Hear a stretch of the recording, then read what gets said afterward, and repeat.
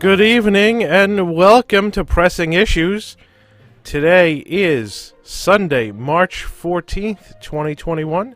I am your host, Jason Diffendahl, here for another episode of talking about everything that's going on in the news in the Walt Disney community, as well as Universal and some other things, and your weekly rant. But before we get started on my rant for the day, or one of them, I need to introduce my illustrious panel for today. We have Shannon. Sivako! Shannon just got back from Walt Disney World and is going to tell us all about her trip. We have Brian. Hey, everybody. And we have Matt. Congaloosh, everyone. Let's have a great show tonight. And just a bit of warning first. Matt's wife is expecting a baby any minute now. And so if you see Matt run off camera for some reason, we may be down to 3 for the evening, and that will explain it. But the reason I said that is because I have to tell the funny story. So this was way back in 2008 when Tom and I were doing the WDW News Today podcast. 2008 was probably was episode 40-something-ish. And my wife was due. And at one point, so we're in the middle of recording, and then at one point, I'm like, hey guys, I think I have to go. And they're like, why? And I'm like, my wife just went into labor. I'm like, can we continue this later? Tom loves telling that story. Yeah, so it's not unprecedented that in the middle of a podcast, somebody goes into labor and the podcaster has to run off. And hopefully Tom let you go? He let me go. I promised to come back as soon as I could, but he did let me go. He was much nicer back in 2008. Yeah, I'll text my wife to let her know that she's probably due. She's probably going to go into labor while we're on the show. There's a 2-hour window where it's very likely to happen. Yeah. If not, it's not going to happen for like a week. But yeah. All right. So let's see. Shannon, you just got back from a trip to Walt Disney World. How long were you there? About a week. A week. Okay, good. So that's at least. I stretched it.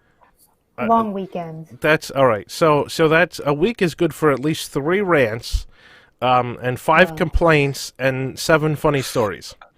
That's your quota for tonight. I feel like I have much more than that, so it's going to be a challenge. Oh, that's good. That's good. Oh, wow. That's good. Let's see. And so what else we're talking about tonight? Well, some of the parks in California are starting to reopen with a taste of Universal happening. All of our coverage on that is on the website. And then the Mobile Magic, which is this new thing that's, I don't know whether it's good or not. We'll see. But we'll talk about that. But I want to get to Shannon first and hear all about your trip, especially the Food and Wine Festival and everything. Flower and Garden. Flower and Garden. Look, I'm allergic to the flowers, and I'm ready to sneeze just saying it. Yes. Let's start with that, and you give us a play-by-play of your whole trip, all of the good and mostly the bad is, I think, what we want to hear. Yeah, well. You can save the good until the end, because the last 15 minutes we do a positive thing. So save the 1 or 2 good things that happened over the course of the week until the end. That's perfect. I have my rant set up that way to end on 2 happy notes. So I really wanted to talk about the comparison of this trip and the trip before that, both COVID trips. So I went down tail end of August, beginning of September. That was my first pandemic trip to Disney. And I got that sweet spot like right before things started to get a little busier. So I really enjoyed that luxury. Now, I noticed some very glaring differences between that trip and this trip. And not just in terms of the crowd levels, but in terms of mask compliance, complying with the queue lines back in September. Everyone really followed the rules. At least that's what I felt anyway. In terms of the mask, the only place I really saw people not complying was a Saturday night at Disney Springs, which is probably to be expected with the locals. But the parks never had a problem. This trip, I went to Magic Kingdom on a Monday, midday, thinking it was going to be great, maybe hit some rides. I walked in and Main Street, I'm like, okay, this is fine. I turned the corner into Tomorrowland, and the sheer number of people waiting for their mobile orders at Cosmic Rays was absolutely bananas. If you're going anytime soon, thinking that things are going to be walk-ons, everyone's distancing, it's not going to happen. That ship has sailed and gone, and wait till you get your vaccine if you're still nervous about crowds. Same thing can be said when I rounded the corner all the way to Pecos Bills. They need to figure something out with opening. Casey's, Tomorrowland Terrace was closed. The lunching pad was closed. I ended up waiting 15 to 20 minutes just for a pretzel. It was absolute insanity. I think it has reached the point where Disney needs to start opening more of their counter service locations, because the people are here and they're only going to be more in the coming weeks. So that was number one. Number two, the festivals, Flower and Garden, the same thing there. And it really felt almost normal because there were so many people eating their treats and snacks that you saw probably more people without masks than with masks. That's what I felt anyway. And even my husband, he doesn't go every trip, but he'll come probably every other trip. And he felt like it was more crowded than when we take our normal trip, no pandemic, usually in the fall time. So personal preference, but I didn't really care for any of the food at Flower Garden. I know some things got rave reviews. It just must not have been my food type. I don't know if anyone else has felt the same way. So what did you have that you didn't like? Like, what were the top 3 worst things you had? I got the ham and cheese pretzel from Germany, and it was made in the morning, and it was just stale. But when it's that hardened cheese that had melted 5 hours ago? The lobster salad was pretty decent at Citrus Blossom. And then everything else just honestly didn't appeal to me, so I didn't try a whole lot. But I can go back in my photos maybe later if we talk about it again. In general, transportation, I found that taking the bus, I've mentioned this before on prior streams, I'm someone who uses Magical Express. I'm someone who uses the buses. I don't rent a car. However, it sounds like Disney's going to force me to do that next year. They have not increased bus service. I felt like that anyway. This was actually, compared to my last trip, I had to wait 2 bus cycles, which really stinks when it is 20 minutes between buses, because they're only limited to capacity on their buses. Now, something, I was hesitant to mention this, but I'm going to, because I know we're just all so sick and tired of hearing of it, but we can't get enough. The Harmonious barges, I can't, see, the thing is, I've seen these on live streams. I've seen these on blogs for the last several months. And it's hard for me to even describe to you, if you haven't been there yet, how big they look in person. I was astounded by the size and the fact that with the naked eye you can see all the inner workings, and it's really, it adds to the eyesore. And most importantly, it made World Showcase feel a whole lot smaller. It's kind of like a cluttered room in your house. You can't have too much, or it's going to take away from that feeling like you're traveling around the world. That's a good way to explain it. Yeah, no, it was, and the fact that there's only 3 of 5, and I did see the videos from the other day of the water feature. and I want to give Disney the benefit of the doubt that they're going to figure that out with the wind blowing. I'm at a loss of words. One last note on EPCOT, Ratatouille. I was standing there enjoying a baguette. I just like a plain baguette from the bakery. They are amazing. I highly recommend with a glass of champagne. And I was saying to my husband, I was like, "Oh, this attraction is the opening is imminent." I really thought it was actually going to be open, while we were here. Wrong. But my thought on that is, I feel this sense of nervousness. Like I need to be there when it opens, because I rode Rise probably 2 months after it opened. It was January 2020, I believe, that I rode it for the first time. I got to see the beauty of those cannons working. I also was very lucky that I had a flawless experience from the second my boarding group was called. I did not get pulled. The ride did not go down. It was the most beautiful experience of my life, probably. So the point I'm making is I feel like if I wait a whole year to go on Ratatouille, I'm probably going to miss something, and the experience is going to be not as great. You may be okay, simply because there's not really any moving parts on that attraction. So there won't be anything like cannons that are supposed to move that don't. I don't think there's a lot. Put it this way: there's a lot less to break on Ratatouille than there is on Rise. That's to be determined. We'll see about that. And the last thing I want to complain about, I went to Enchanted Rose for the first time. I just wanted to go. And I was so annoyed because, first of all, the Grand was dead. I was so happy that the pianist was still there, but I'm still heartbroken by the Grand Floridian Society Orchestra.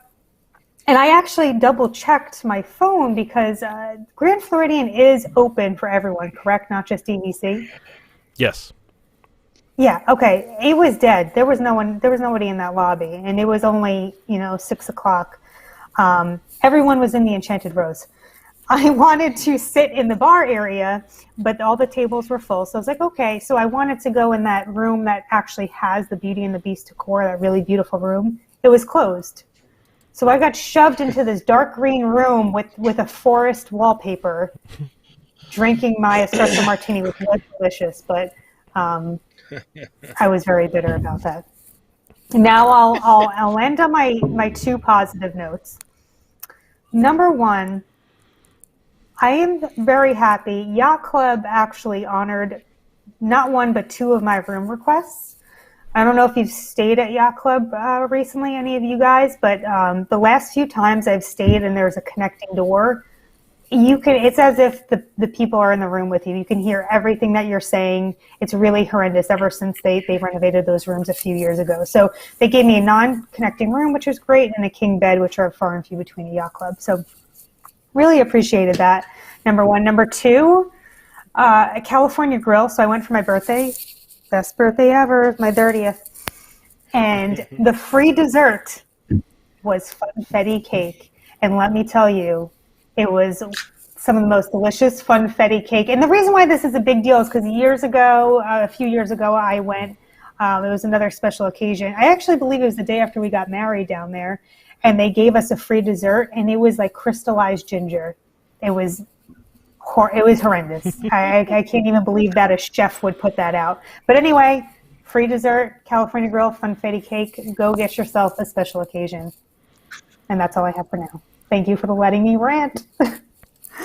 Very good. Well, thank you for all of that. So, I think your how much was your martini at the Enchanted Rose? Was it over $20? No. No. No? Okay. Like 15. No, but I said my husband got an old fashioned and, obviously. Yeah. So I think, the Enchanted Rose is I don't know what the allure is. Like, if you can sit at a window, you have a fantastic view. If you don't sit at a window and you're like in that dark corner like you were, it's like what's the allure of this place? I don't know. I don't get it. But anyway, yeah, I see where you're coming from with the Enchanted Rose for sure. I'm glad the California Grill was good for you. I haven't been there in a long time. I will say the last time that I went to a super fancy restaurant at Walt Disney World, we went to Kappa. Kappa is on the roof of the Four Seasons Hotel. It's a steakhouse, not much unlike any of the other steakhouses on property, really. And we had probably the best meal on Walt Disney World property that I've had in several years. And the amazing thing about Kappa is it's actually not that expensive. I was very surprised at how reasonably priced Kappa is.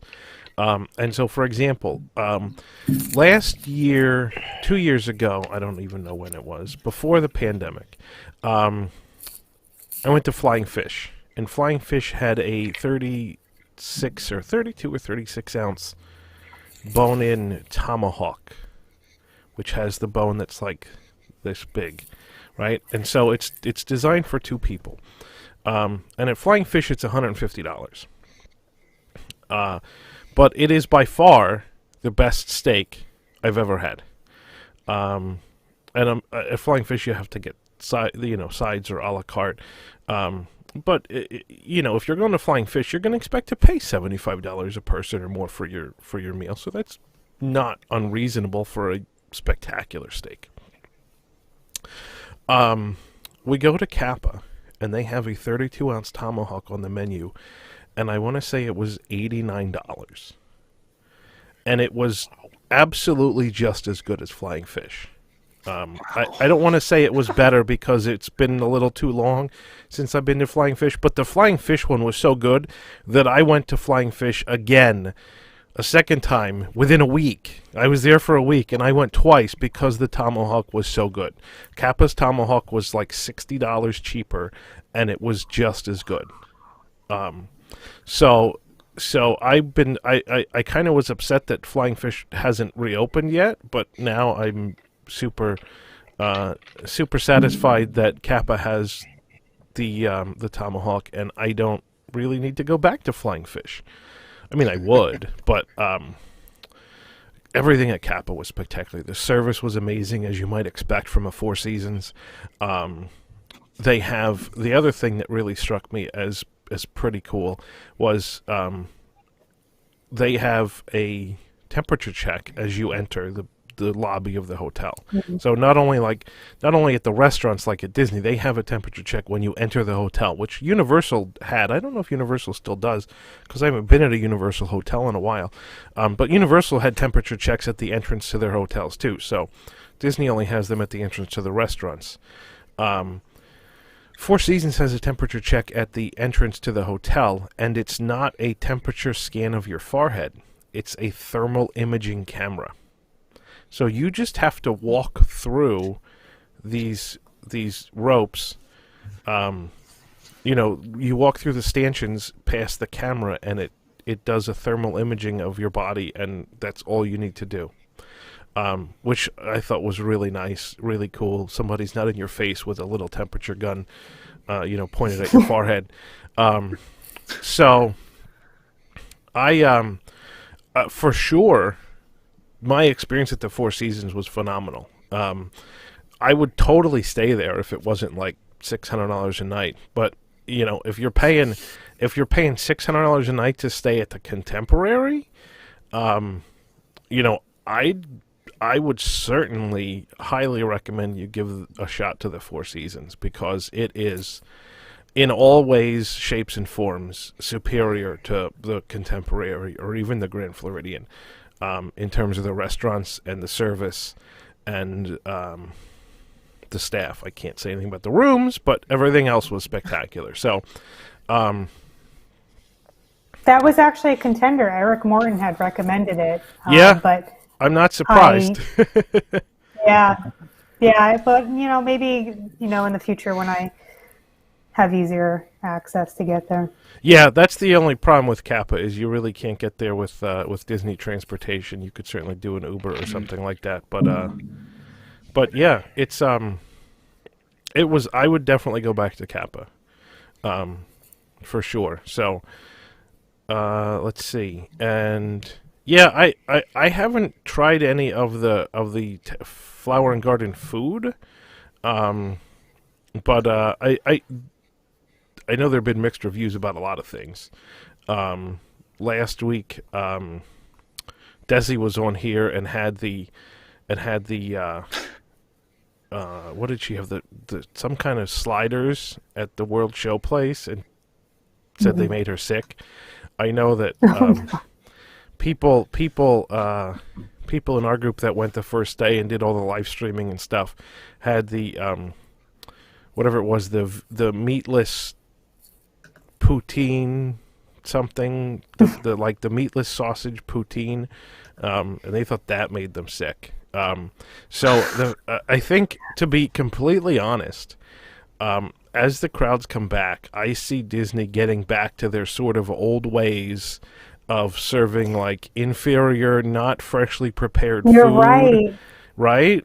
Because Food and Wine, I did Food and Wine in September, and I thought the quality of the food was fantastic. Absolutely. And this time, and I forgot to mention one very important thing. I purchased my Spork, and I used it, and it was fantastic. Your Spike the Bee Spork. Yes, I was so excited to get it, and I paid for it, and the guy forgot to give it to me at the register. I was like, "Yeah, excuse me, don't forget my Spork." I need it for that blood orange margarita. Wait, so I actually did get the spoon bread. I really wanted to try the spoon bread. Yeah, that sounds good. Well, it sounds good, but it had a flabby piece of bacon on top and literally a ball of butter that was still cold. Like, I would assume the idea is that the butter would melt like it's cornbread, and I felt like the cornbread lacked flavor. Yeah. But so that was very sad. Well, the big question is, did you have the Papa cake? I didn't. No, thank you. I don't know who wants the Papa cake. Yeah. If there's one take-home message from any of the reviews that we've published about Flower and Garden, it's don't get the Papa cake. It must be a delicacy over there. Christopher Lombard. No, he doesn't. Christopher Lombard in the chat is asking how you eat a margarita with a spork. Obviously, he's not seen the commercial, so we'll have to play that for him tonight. We'll play that for him tonight, so you can learn how you eat margarita and many other things with Spike the Bee spork. All right, so yeah, I mean, I definitely think that especially as the crowds come back and the staffing levels do not come back at the same rate as the crowds come back, service is obviously going to suffer. And I think it does, and I think it has, and I've seen it. It sounds like you've seen it. The food, the level of quality of the food is not where it should be. There's plenty of places where you can see the drop-off in levels of service. So, I mean, it doesn't surprise me. There's only so much these poor cast members can do. I mean, everybody lives with the do more with less mantra, but there's only so far you can push somebody before they just physically can't do anything more. And I think, unfortunately, a lot of these cast members are probably pushed to their limits when the crowds like that we're seeing now are in the parks. Jason, I actually did forget one funny story from EPCOT. When I was waiting in line for Mexico, there were two gentlemen walking by, I guess not really Disney people, maybe locals, and the one gentleman turned to the other and he said, "What is that in the middle? Is that a ride?" He was referring to the ring. I forgot I put it in my notes on my phone, so I remembered. I nearly fell over because that is how amazing thing. You look like you Yeah. can ride it, but anyway, yeah. Yeah. No, it sure does. It sure does. That's a good one. Is that a ride? All right, we're gonna take a quick break here before we come back. Just because everybody in the chat is really asking for this, so we'll be right back after this quick interlude.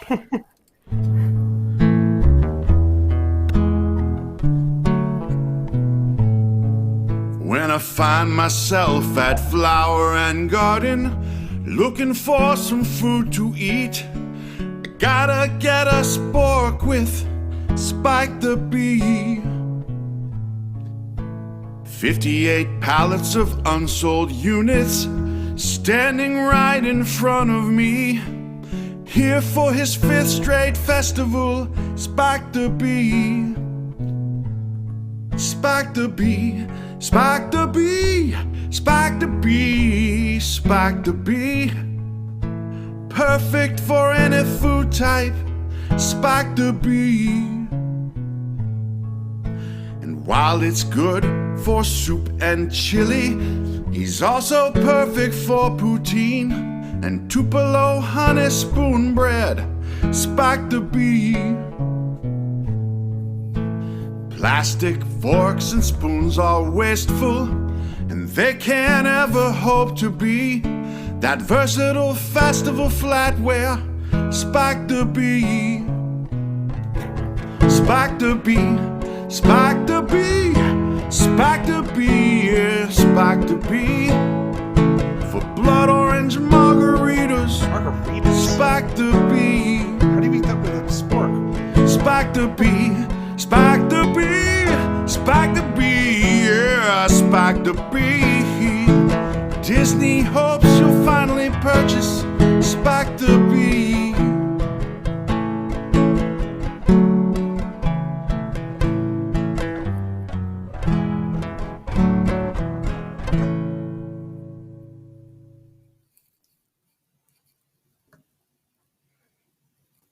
On mute. There we go.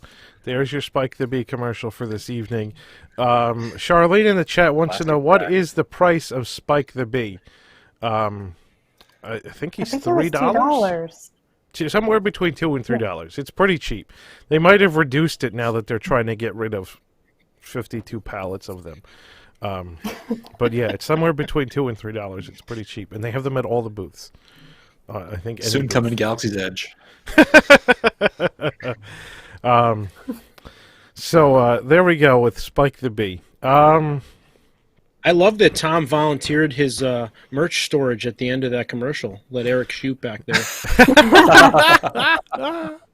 If when only, I saw that, I was like, "Oh, that's where Tom puts all his stuff." If only we had that much space for Tom's merch storage. That's the unfortunate truth, is that we need that much space and we don't have it. I feel like he opens a closet and just falls on him everywhere, and just. He claims it's organized. He claims it's organized, but I don't know. Is it all in his apartment, or does he have a storage unit? I feel like he's got to have a storage unit. Right? He does not have a storage unit. What he does have is a studio. So the part of the studio that you don't see on camera has got all kinds of stuff in it. He does have a 2-bedroom apartment, and the second bedroom is also storage. So he's got an entire bedroom with closets, and then all of the studio that's not dedicated to studio space is pretty much storage. Just boxes of Tokyo merch. Yeah, pretty much. Yeah. So I'm looking at the chat now. Tom drew the line at getting a storage unit. He did, actually. He's like, I do not want a storage unit. Instead, he just wants a bigger studio space. So I think our studio's like 1,400 or 1,700 square feet now, and he's looking to upgrade to something in the neighborhood of 4,000 to 5,000 square feet. Wow. Oh, gee. So I'm not getting a storage unit. I'm just tripling the size of the studio. That's right. Yeah. Yes. Yep. Whatever you gotta tell yourself. Well, I think the one stat I heard on a live stream one morning, it was a Sunday morning live stream. Like, he was there with Pete and the crew, and they asked him how many pins he had, and he said somewhere in the range of like 20,000, and It's that gotta just be more blew than my that. mind. I think it's more than 20,000. I really do. Wow. He's got to have more than 20,000. Like, I probably have 10 to 15,000. I think he's got to have more than 20,000. No way. Yeah. No, does that include duplicates, do you think, or does he sell the duplicates? No, he keeps them for trading. Because, pin trading is a okay. big thing Yeah. now with COVID, like all the Jeez. traders. Yeah. No, I don't know if he buys duplicates that much, honestly. I know he buys 2, but he usually buys 1 for his cousin, so... Well, and I know he buys the blind bags and stuff, so I assume... Yeah, we have a lot of the blind blind bags. And we'll probably end up putting the duplicates from the blind bags on the prize wall.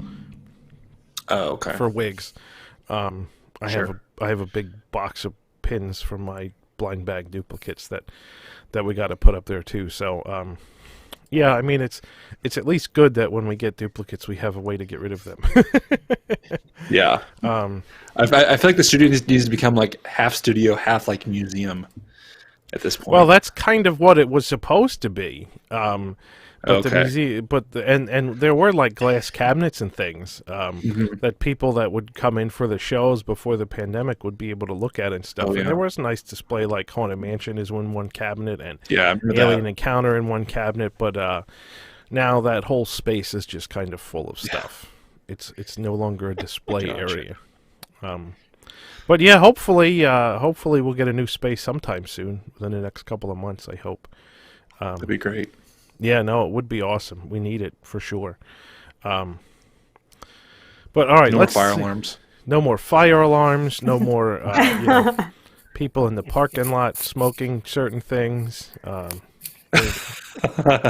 Places Good old not Florida the locals. best. Yeah, right. Let's get back to talk. Well, actually, let's get back to ranting about something else. I'm trying to think what else Shannon talked about that I would go on a rant about. I don't know. I'm not surprised most of what you said. Honestly, like most of your except for the guy thinking that the big Harmonious ring was a ride. That's pretty funny. Everything else really, and I mean honestly, that doesn't surprise me either. But most of the things that you said don't surprise me for the most part. I think that's been Now, what do you think about masks? So I was saying at the yacht club and walking from yacht club to Hollywood Studios. Now, I died walking with my mask on back in late August. Yeah. People don't do it anymore, I noticed on this trip. They don't wear the masks. I was the anomaly. No. I mean, I was the anomaly. a lot of it is that you're on a outdoor pathway that's not super crowded, and there's no one there to check for your masks. And I mean that's almost a mile, that pathway. Probably from yacht club it is a mile.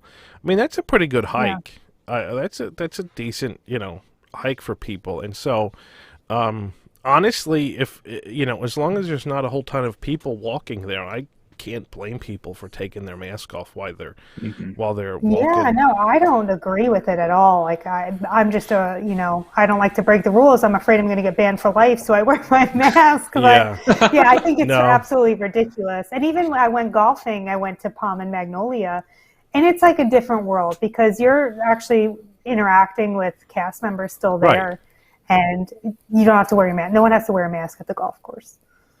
Yeah, I mean, obviously, once you're out on the course, it doesn't really make sense to either. And it's kind of the same as the water parks for the most part. Although Disney's water park rules are more strict than Universal's, but not by a whole lot, just because they can't be. But it's. I think all of this mask discussion and talk is going to go away soon. Once we get enough people vaccinated. Apparently by the 4th of July, I guess. So I don't know. But we'll see what happens. People in the chat were asking about the Hershey Park meetup. I don't have a date for it yet. A lot of it depends on COVID. So it's probably not going to be in the spring. We're probably going to wait a bit until, later in the summer. I mean, I guess we could do 2 of them. We could do one in the spring if people really wanted to. I'm going to start like an email list. So I'll put a thing out for people to sign up, and then we'll just have like an email list where I can blast out, messages or surveys for like what what days people want and things like that, and who's interested. So it's just so I can get a better idea of who's going to be coming and what days and things are going to work for people. So keep a lookout for that in the coming week. Let me see. So somebody in the chat wants me to rant about California Disneyland only going to be open for California locals. Here's the thing. I talked about this last week, that Disneyland isn't opening their hotels, right? And so the state of California doesn't want people to come in from other places. And Disneyland doesn't have their hotels open. So there's honestly no good reason for Disney to try to get people to come in from out of state, because they're not going to make money because their hotels aren't open. So they have to limit capacity. Now, they say it's like 15% or something, which I think is absurd, and it's never going to be 15%, because look at what they did in Florida. It was like 40%, and they claimed it was still 25%. So, there's a couple things. One is that there's enough locals that you'll hit that 15% cap immediately.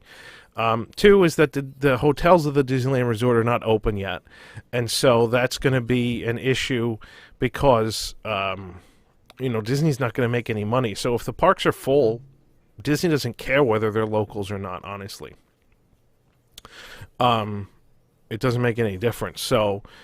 But it makes sense to not have the locals come, because then it makes sense to not have people out of state come, because then you're going to have these people that are going to complain, I came from, Minnesota and I can't get in the park because the park passes are full.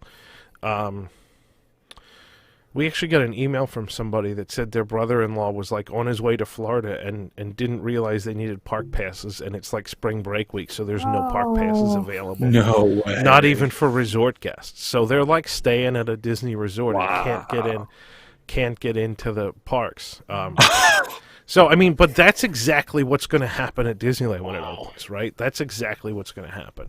And so it makes sense. It makes sense to have it for Californians when it first opens.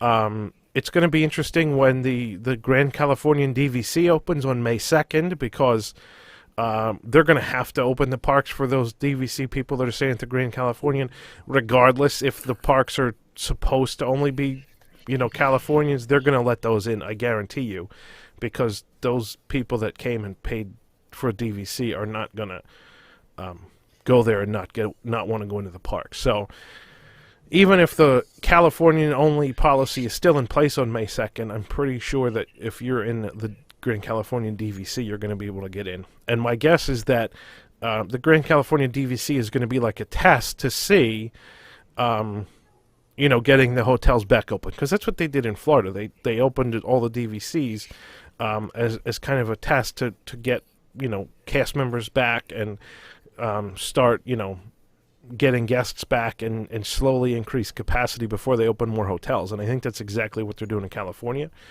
So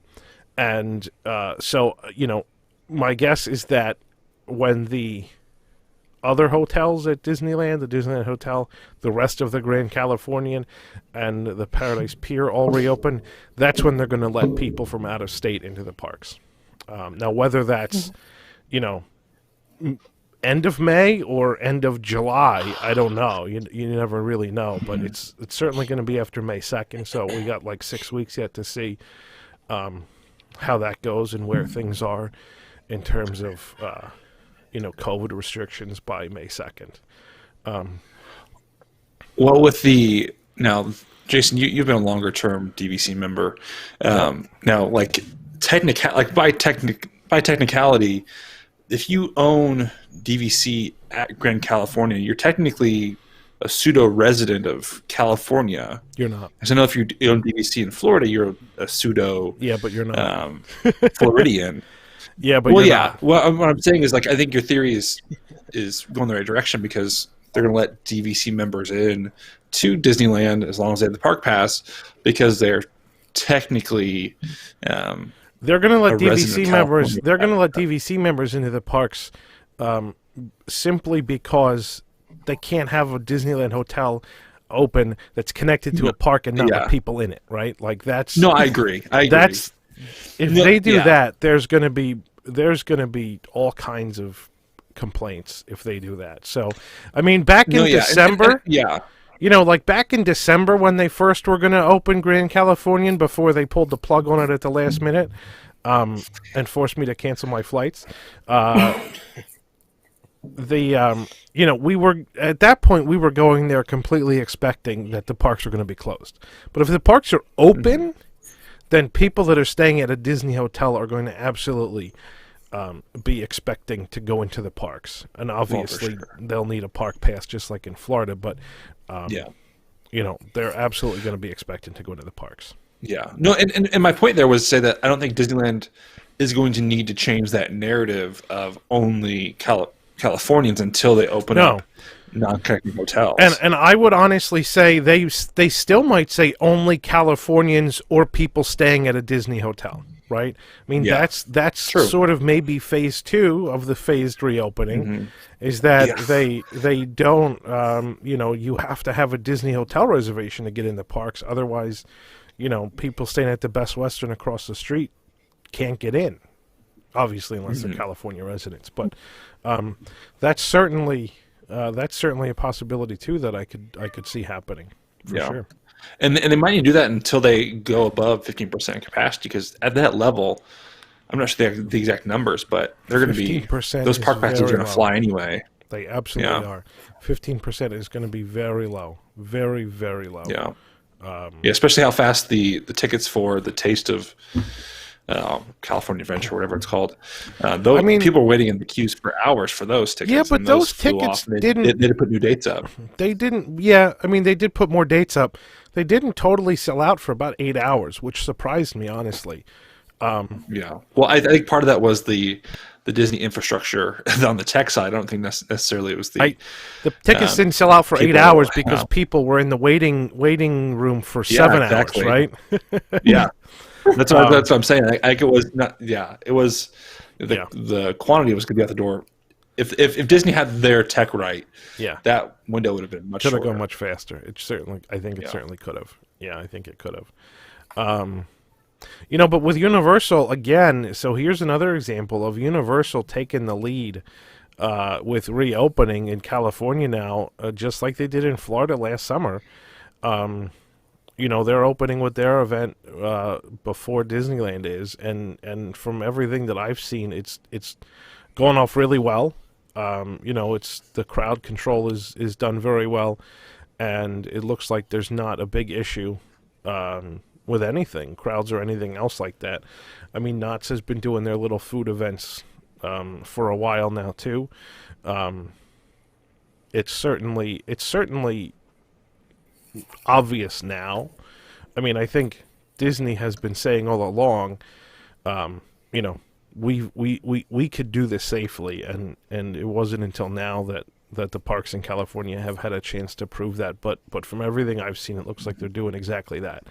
And I'm glad they're reopening, and it'll be pretty exciting to go. I might not go out until Knott's reopens the park because most things at Disneyland I've ridden or can ride in Florida. The only thing I would honestly go to Disneyland for that I can't do in Florida is like World of Color, but I don't see that coming back, at least not for the summer. So we'll see. But I would go to Knott's. I love Knott's. Knott's is fantastic. If I was in California, I'd be doing Knott's meetups instead of Hershey Park meetups. But so let's talk about No APs in California. Yeah, CJ just put something in the chat that I forgot to mention. That no, so all the Californian annual passes are canceled, right? And that means when the Disneyland parks reopen, everybody is going to have to buy tickets. There's not an annual pass in existence. Everybody's going to have to buy tickets. That alone, I think, is honestly going to cut down on the number of locals that are just going to come and crowd the parks, because that was the whole point. And there was a really, it wasn't very well written, but there was an article that I read the other day. I want to say it was in some California newspaper. I mean, I read it online, but I think it was in some San Francisco news outlet or something that said, the cancellation of all the Disneyland annual passes is something that Disney has, really needed to do years ago, and COVID finally gave them an excuse to do it. And I mean, COVID really is an excuse. They didn't have to do it, regardless of whatever they say. They didn't have to do it, but they did it, and COVID is the excuse. But it's honestly something that needed to be done, because the Disneyland parks have been getting for, I don't know, at least 5 years, 6, 7 years now. Things have just been getting so crowded. And the article said, and this is what I think is really hit the nail on the head. The article said that this problem really started happening when they came out with the monthly payment plan for locals, right? And so, it's the locals. The monthly payment plan allowed more people to be able to afford an annual pass, even though obviously the cost is the same. There's just something about human nature where you can't save $30 a month for a whole year and not spend it, but if you can pay $30 a month for an annual pass, then somehow you can afford it. So this article also speculated that when the passes do come back, there's not going to be monthly payment plans anymore, because that's what precipitated the predicament that we're in for the past 6 or 7 years, that the parks are just so overly mobbed, and it's just, it's an untenable situation, right? And I've said before on this show and other shows that I would pay much more for my annual pass if I was guaranteed a much better experience with less crowds in the parks, and I honestly wouldn't be surprised if that happens in California. Because the passes there are cheaper than Florida. Obviously, there's the possibility that we lost Brian. There he is. Sorry. There certainly is the possibility of raising prices in California, and I think it's going to happen. I don't know how much. Obviously, they're going to go up, but it's going to happen. I feel like this is a trend we've been seeing in general, where we're Disney is pricing people out, and you wonder how much longer you can go, even with the new Star Wars hotel. Well, I mean, so here's the question, right? How else can Disney control crowds? How else can Disney keep the number of people that come to their parks lower while still making the same amount of money, because that's what their shareholders demand? Obviously, if they wanted to, if it wasn't a public company with shareholders that demand profits, they could just say, look, we're capping attendance at X, and you need a park pass, and that's it. And ticket prices are going to stay the same. But if they want to get rid of the park pass thing and make more money, then there's not in a capitalist society with a amenity that's limited in capacity but essentially available to everybody. There's really only one way to reduce demand, and that's to either increase supply or increase the price. Both of those will reduce demand, and increasing supply is not something they could do. not quickly, and certainly not to the capacity that they need to have, because they can't even do it in Florida. And so, the only other way they can do it to increase to decrease the number of people coming into the parks, but keep the revenue the same, is to increase the ticket price. And so it's going to happen. I think I guarantee that it's going to happen when those annual passes come back. I mean, we've seen the surveys and things like that with prices that are like $1,300. So,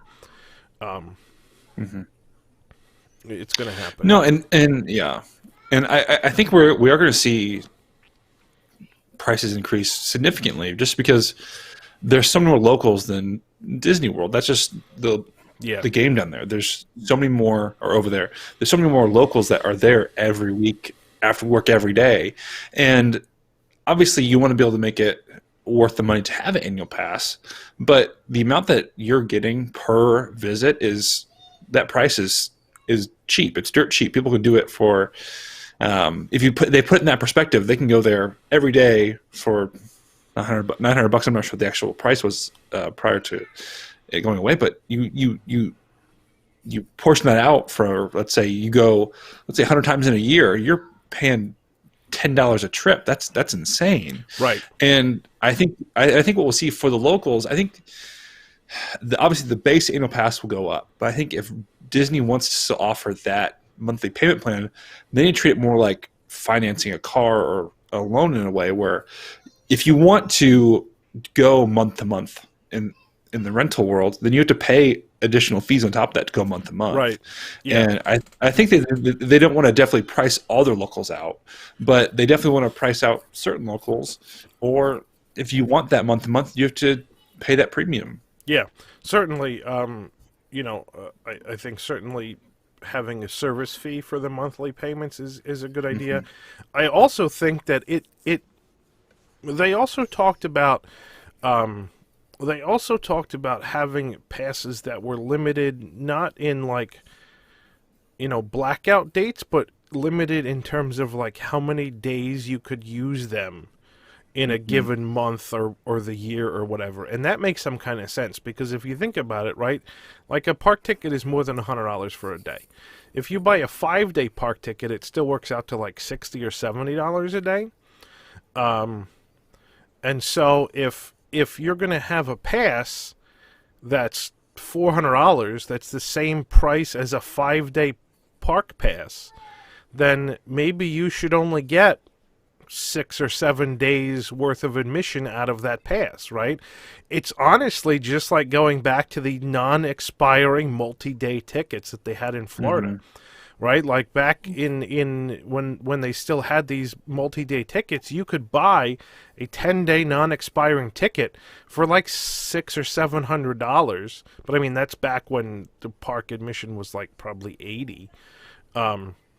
But you bought a 10-day non-expiring ticket that included park hopping, and it was like $600, but you kind of locked that in, and it didn't expire. And so in some ways, that's better than an annual pass, because you pay that once, and you don't have to pay it again until you use up the ticket.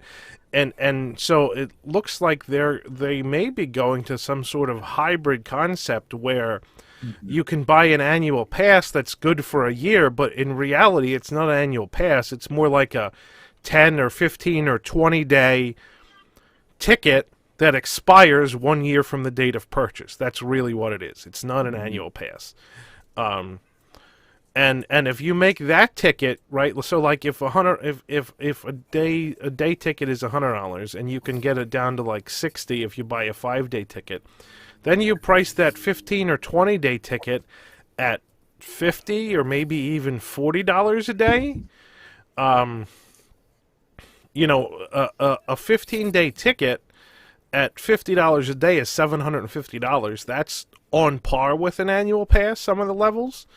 And if that gets you in 15 days a year with no blackout dates, that's probably something people would go for. And what that does is it gives people an affordable way to go to the park more than just a handful of days, but it's not an open-ended, unlimited kind of thing. I think that's the problem, is the open-ended, unlimited kind of thing is what is filling up the parks. And certainly the people that go, 100 times a year are not spending as much on food as the people that go 5 times a year. I mean, that's Disney says that, and for the most part, I think it's true, whether they have data to back it up or not. But if you're only going to go 10 or 15 days a year, you're actually much more likely to spend money on food or whatever than if you would go 100 times a year. Archfox's cost must include parking.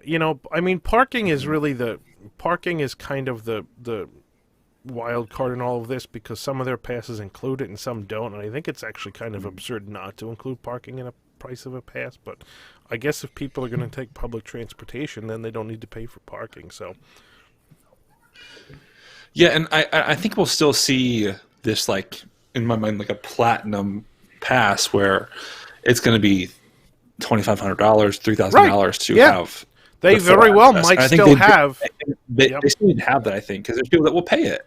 Yeah. But for the people that want to still go to Disney often, they just need to find a way to make money off them more than just like $10 a trip. Right. So either and I don't think they can really necessarily expect them to have, spend more on food and merchandise. So they just have to make it that the cost of entry on any given day is more than like $10.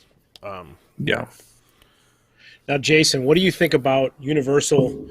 They're doing their deal. They're only charging, $44 to $49, depending on what it is. They still have 5 meals that you can have for your taste of Universal or whatever it is, where Disney's charging $75, regardless of age. So if I've got a family of 4, not that I'd be taking my kids, but if 4 of us went, it'd be $300 to go to Disneyland, and it would be $150 to go to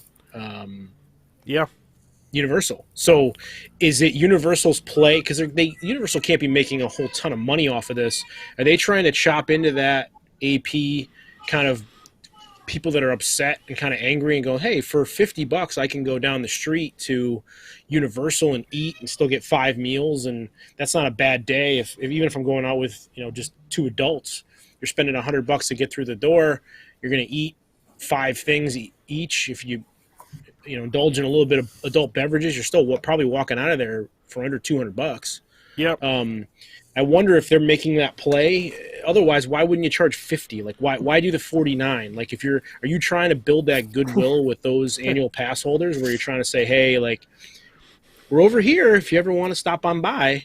It seems like they're trying to take advantage of that opportunity, especially considering they're not going to be able to get to that 25% probably like Disneyland is, just because of the way the counties are in terms of going from red to yellow or whatever the counties are.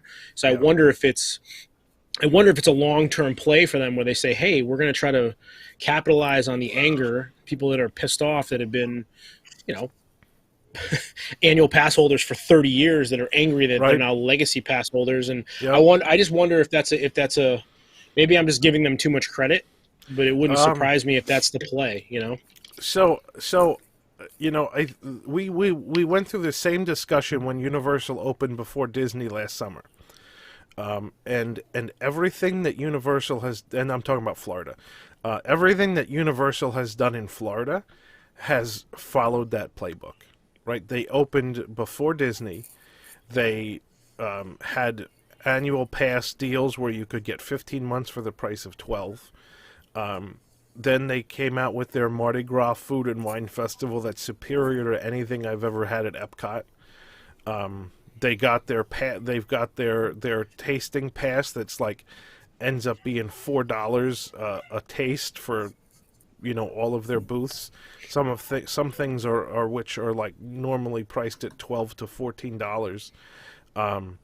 So I think for sure Universal is absolutely following the same playbook and trying to capitalize on people who are not really wanting to pay what Disney is demanding. And I mean obviously the parks in Florida are much closer. and they're much more similar in terms of offerings. The Universal offerings in California are pretty significantly different. But that being said, I'm sure there's people in California, just like there were people in Florida, that never really considered going to Universal or haven't been in 5 or 10 years or never considered getting an annual pass. And Universal just wants to get them in the door so they can see what the offerings are and then make a compelling argument for getting an annual pass because it's going to be cheaper. And, I mean, if Universal plays this game too well, they're going to end up with the same problem that Disneyland had, that they're going to have too many annual passes. But I think that's a problem they would like to have because what it means is they have more people coming in and then they can, they can worry about that problem later. So it's if you look at value for the dollar, there's never been an argument that says Disney is a good value for the money that you spend, right? That hasn't been true for like 20 years. I just actually honestly I just found a receipt from, I want to say it's like 2005 or something, where I bought Mickey's Not So Scary Halloween Party tickets, and they were $38. No way. Yeah, like that's a good deal, right? That the argument that the value you get from a trip to Disney is worth the money hasn't been true for the past at least decade, if not more.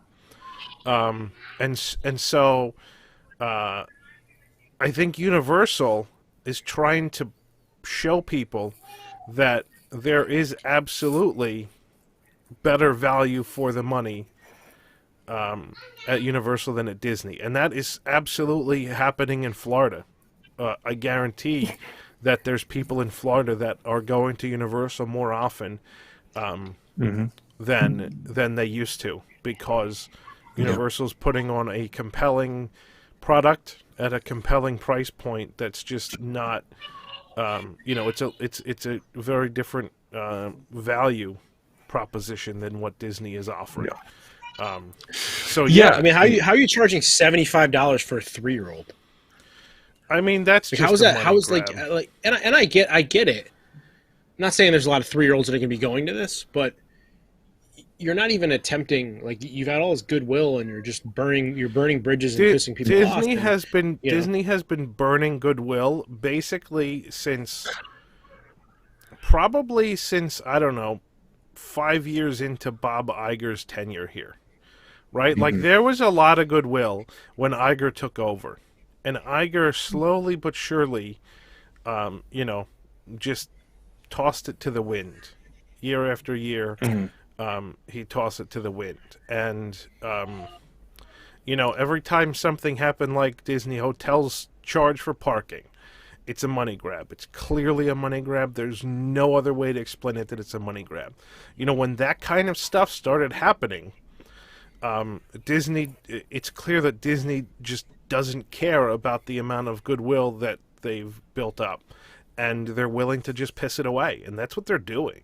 And they're doing it on both coasts, and Universal sees that, and Universal is basically saying, we're going to take advantage.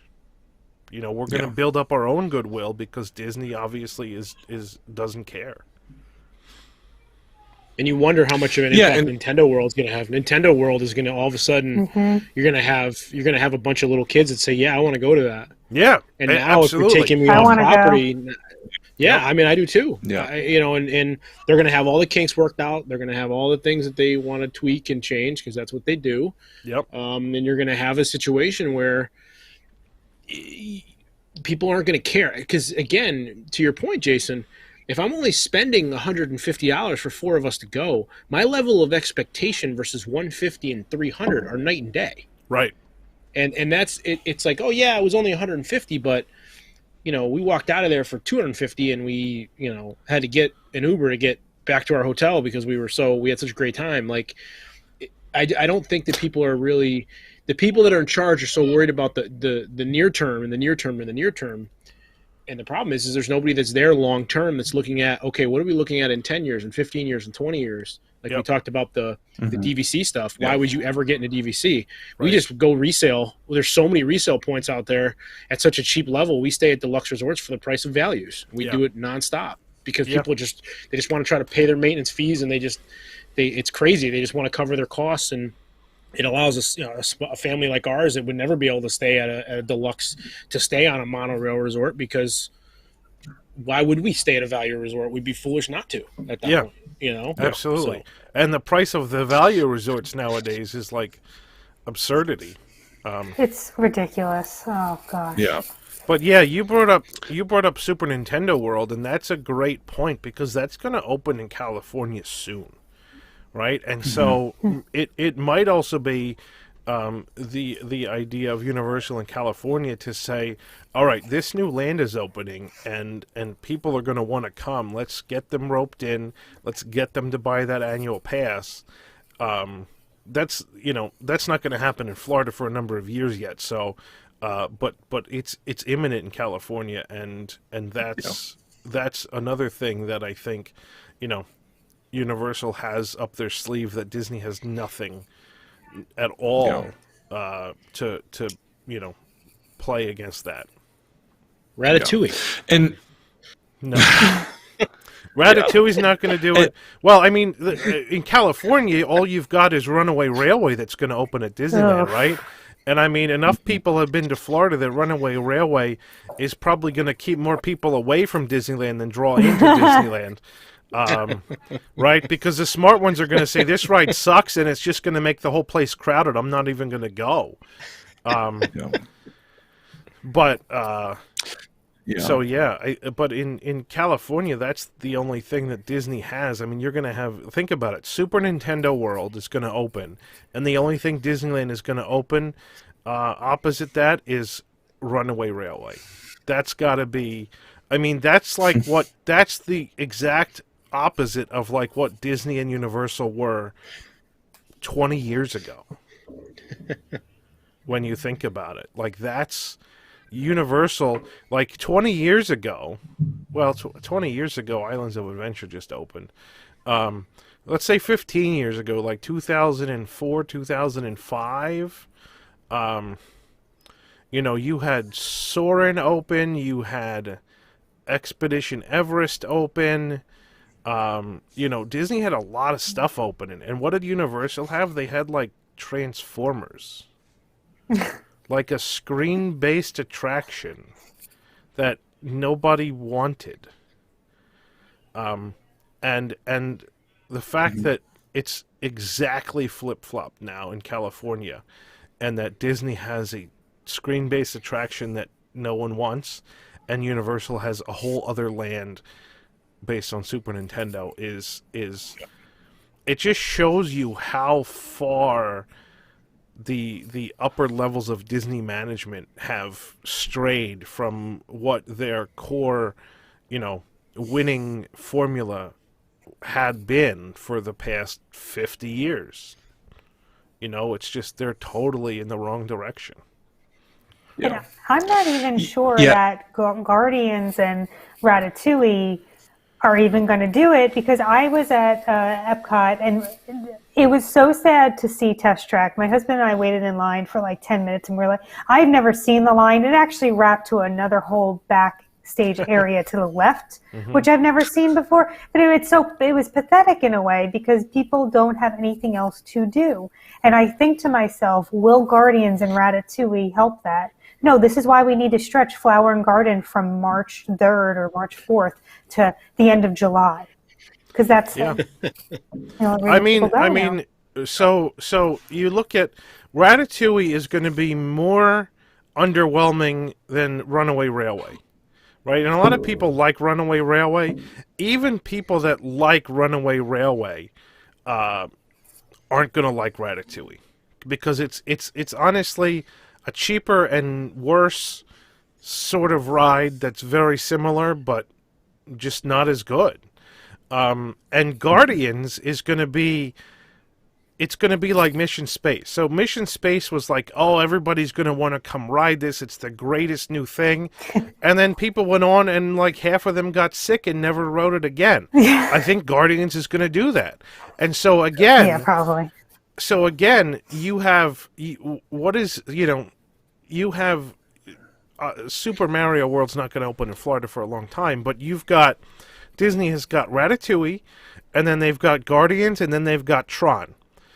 So you've got one ride that's a family ride that's not any good, and then you've got 2 roller coasters. There's no family-friendly ride that's going to attract people to come and bring their whole family, like a Soarin' or something like that everyone can ride, and there's high re-rideability. There's none of that. There's none of that under construction at Disney, and it's they're not going to have it. I mean, they've already blown whatever bump they'd get out of Runaway Railway because it opened and then the parks closed. So Runaway Railways, they still try to market it, but that's kind of old news now.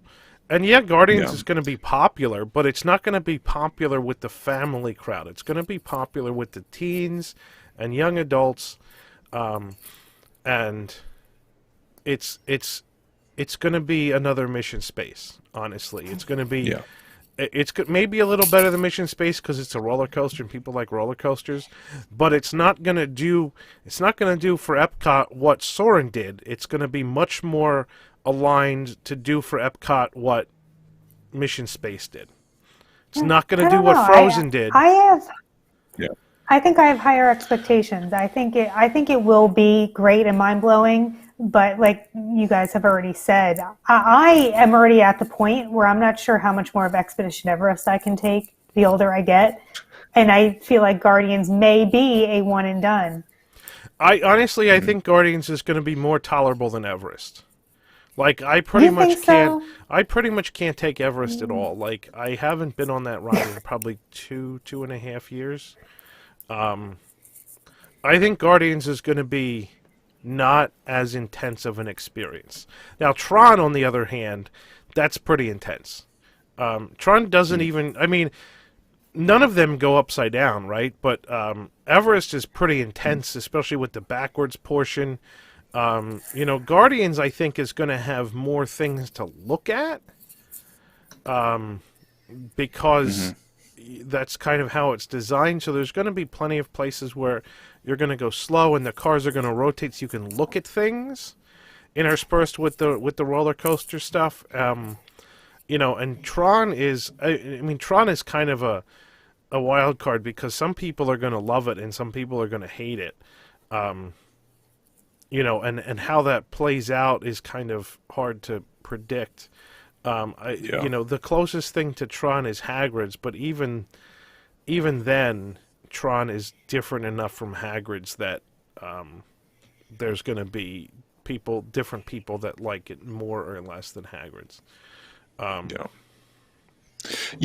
I think Guardians, especially if you're a Marvel fan, it's going to be an enjoyable ride. I think I feel pretty safe with the Guardians IP, especially seeing what they did to Tower in California. They at least know how to handle that IP and transforming a seemingly screen-based attraction into something that's exciting with those characters. I think those characters are easy to keep up with, or able to keep up with a faster pace of ride, which we're going to see from Gardens and the Rewind coaster. But I think overall, this discussion, the Universal versus Disney discussion, I'm seeing it in the chat, and I often see it in the comment sections whenever we get into the Universal discussion as well. Universal is like let's say a state fair versus Disney. Like Disney's superior, and we all wouldn't be here unless we didn't agree with that. Like we all love Disney. That's why we're on this show. That's why we spend hundreds, if not thousands of dollars every year because we love Disney. We love the IP.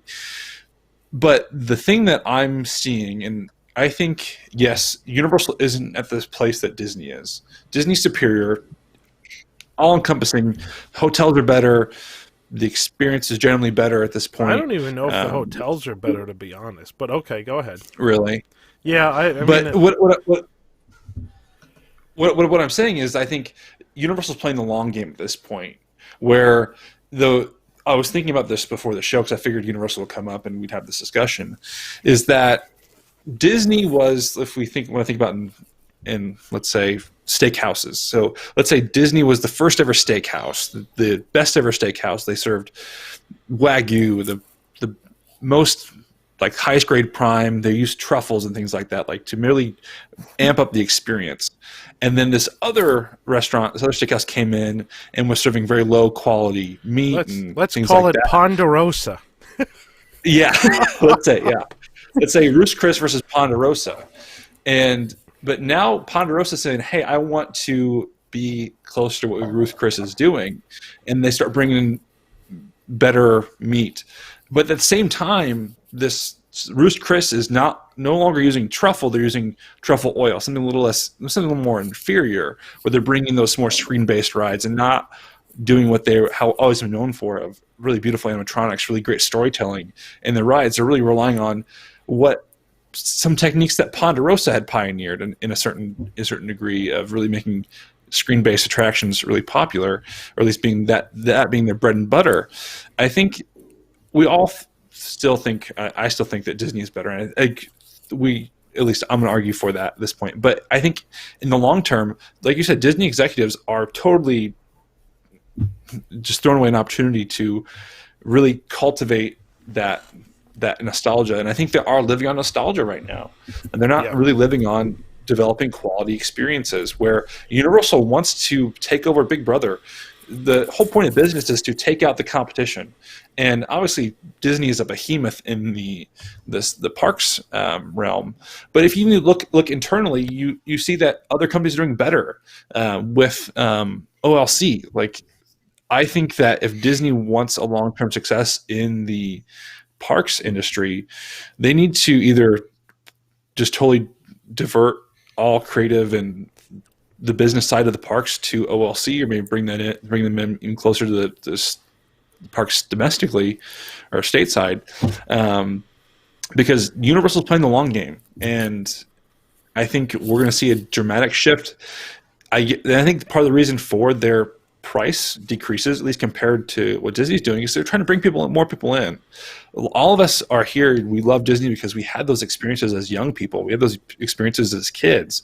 And if mom and dad start taking the kids more to Universal than to Disney, those kids are going to grow up and all the memories are going to be at Universal and not at Disney.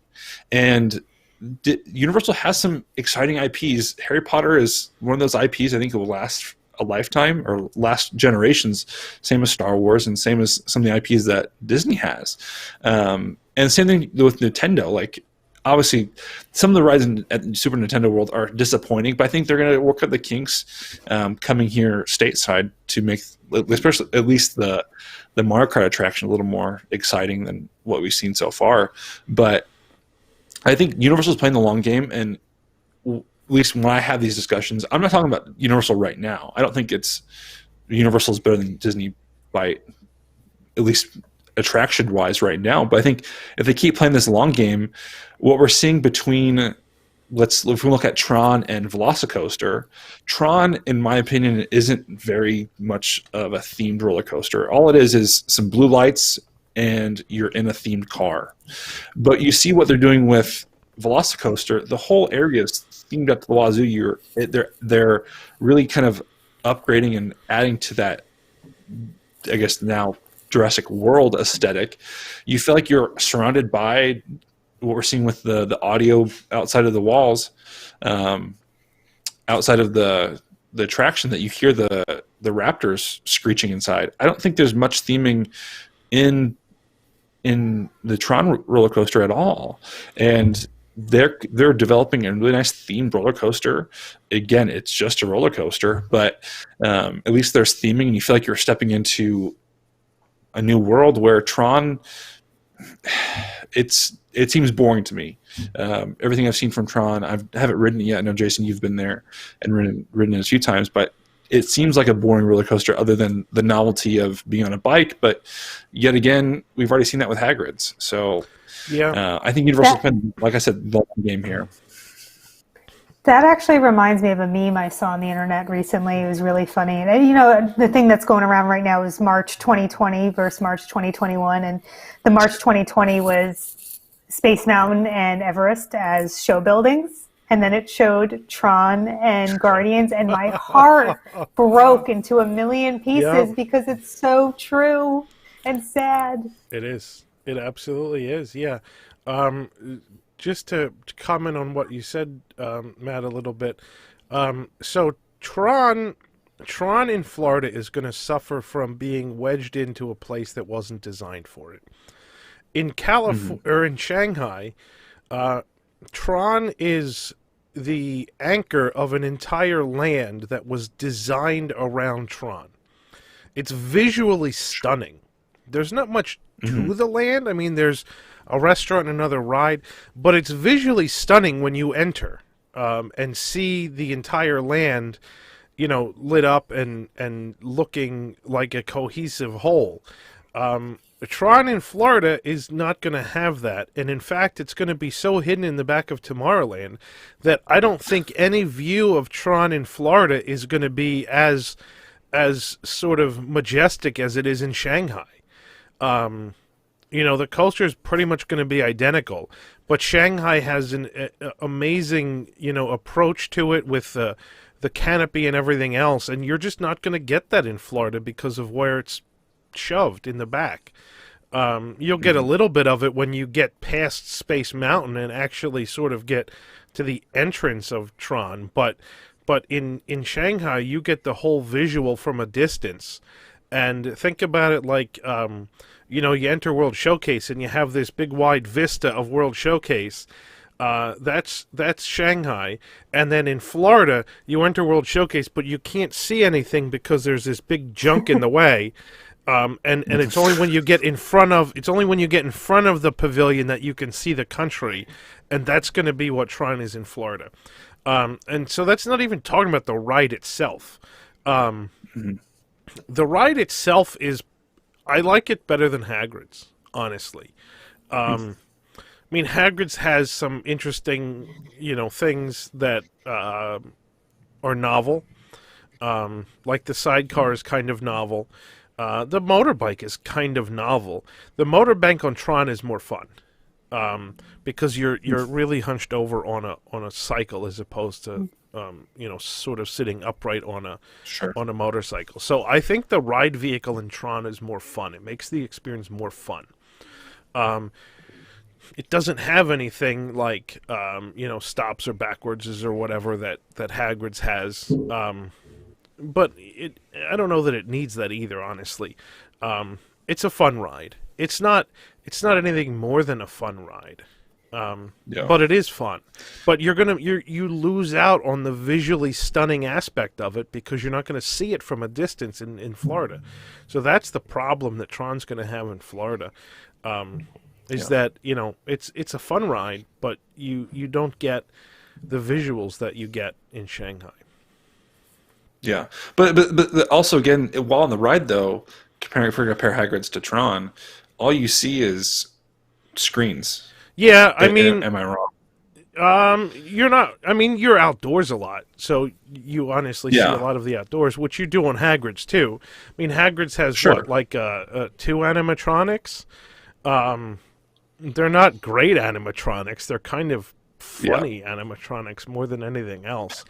And I mean, yeah, it has a storyline to it, but Tron has a storyline too. The problem is that no one knows what the storyline of Tron is because nobody's seen the original movie, right? You know, I think the original movie's great, but it's hard to follow. But it just has a visually unique look to it, and that's what they capitalized on for the ride. And so it's kind of like, you know, it's I think it'll be fine. It's not going to be like a Splash Mountain that is going to be this thing that draws people and you see from a distance. Or even Big Thunder Mountain, right? Like Big Thunder Mountain, like the approach to Big Thunder Mountain, you walk up the hill and then you get up there and you see the whole mountain laid out. I mean, that's pretty visually expansive, and you're just not going to get that with Tron because of where it's situated, and it's unfortunate because it really does look cool in Shanghai, especially at night. It looks awesome, and you're going to miss out on that in Florida. Well, that's my thought as well. Is like, for those who've been to Shanghai and things like that, is that just gonna be the narrative? Is like, oh, it looks beautiful in Shanghai, and I think I'm excited for Tron. I think it's a new thing in Magic Kingdom for me is great. But is that what we needed in Magic Kingdom, especially in Tomorrowland? If we're not gonna get those really beautiful vistas, I think you're gonna see much more of Tron from like Dumbo in that area. Yeah, the Barnstormer. And you are from Tomorrowland. Yeah, but also part of it is that if you can't see Tron from a distance, you lose a lot. Right? So in Shanghai, it's at the back of the land, but you can see it from the entrance to the land. You're not going to see it from that same distance anywhere in Florida, so you're not going to get the big picture that you do in Shanghai. I think it's alluded to that landmark style where, like, the landmark of Tomorrowland is always, I think, will remain Space Mountain. But I think if we're looking at like what added to the theming of the land, I think Hagrid's did a really great job of it's the Forbidden Forest. It added something to it. I think the queue is beautiful in there as well. Yep. Whereas I think for just to say that, like, Tron has a really great exterior, but the interior, it's a fun roller coaster. But what we want from Disney is storytelling, and I think Hagrid's has a story in general. Hagrid's absolutely has more of that than Tron will. Yeah, for sure. Yeah. Nope. And if it's just a screen-based coaster without a story, or at least most of us who haven't seen Tron, at least the original Tron, if you haven't seen those things, you're not going to have an idea what's going on. Where Hagrid's, right now at least, Hagrid's a very notable, iconic figure, and just by going through the queue, you know you're entering in this new world. You're entering into the Forbidden Forest and taking on this journey with Hagrid, whereas you're on a digital grid with bikes. Yeah. And again, it's all screen-based, and there's no story, and it's just to say that the structure is beautiful, but if the ride is nothing special, then why do we need it in Florida? Right. Yeah, I just have to make a comment because Desi is in the chat, and she said Hagrid's has a terrible name. Oh, my Lord. I mean, yeah. It's a mouthful. It's kind of... well, it's not only a mouthful. I just thought she thought Hagrid's was a bad name because Hagrid's doesn't sound like the most friendly. I mean, he's not the most friendly kind of guy when you look at him, right? In the movies, he's like this big behemoth of a figure that's like sort of scary looking. Oh, he's a big teddy bear. Well, he is after you get to know him, right? But he's scary at the beginning. But yeah, I think for sure, for a ride that was sandwiched into an existing spot in a park, Hagrid's is absolutely better, well done, more better. It's better. It's done well versus Tron. Tron is sort of sandwiched in. They honestly would have done better to get rid of Speedway altogether and put Tron in the orientation that it should be, where it is a landmark that you see, and it is the visually stunning piece in Tomorrowland. It could certainly overtake Space Mountain as the most visually stunning piece of Tomorrowland if you could see it.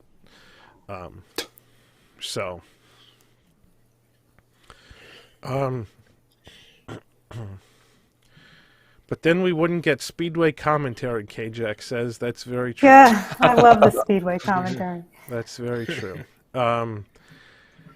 But yeah, I think from your perspective on what Universal is, I mean, Universal in the 2000s, even when Islands of Adventure first opened, I mean, Islands of Adventure wasn't, the greatest theme park known to man when it opened.